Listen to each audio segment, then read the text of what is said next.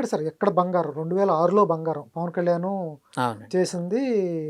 తర్వాత వాళ్ళ అబ్బాయి చేసింది, వాళ్ళ చిన్న కొడుకు చేసింది బంగారు కొడుకు, ఉమ్, దాని తాలూకు 90 లక్షలు. ఉమ్, తర్వాత ఆక్సిజన్ 2017లో గోపీచంద్ హీరోగా వాళ్ళ పెద్ద అబ్బాయి హీరోగా చేసిన ఆక్సిజన్ సినిమాకి 2.6 crores.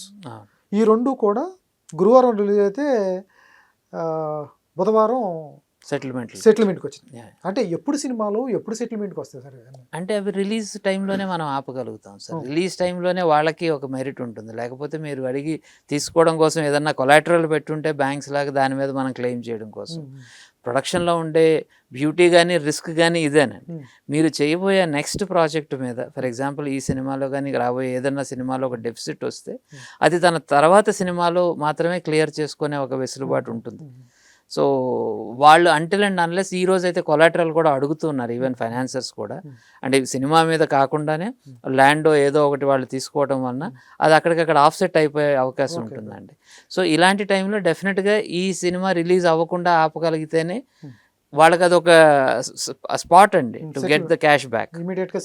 ఇమీడియట్గా సెటిల్మెంట్ అవుతాయి. ప్రజల చేతిలో గాంధీవం, అక్రమార్కుల పాలిట పాశుపతాస్త్రం. తెలుగువారి మనస్సాక్షి సాక్షి టీవీ. సాక్షి టీవీ ప్రసారాల కోసం వెంటనే మీ లోకల్ కేబుల్ ఆపరేటర్ను సంప్రదించండి.